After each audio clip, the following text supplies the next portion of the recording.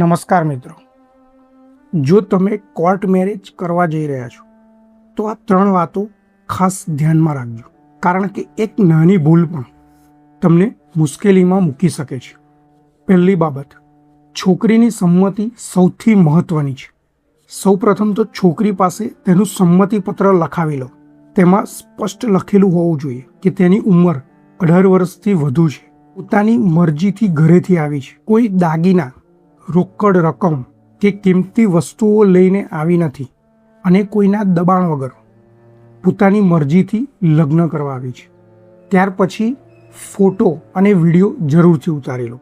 જ્યારે પણ તમે લગ્ન કરવા જાઓ છો ત્યારે ફોટો અને વિડીયો જરૂરથી ઉતારી લો, જેથી ભવિષ્યમાં છોકરી એવું ના કહી શકે કે તેને નશાની અથવા તો બેભાન અવસ્થામાં લગ્ન કરવામાં આવ્યા.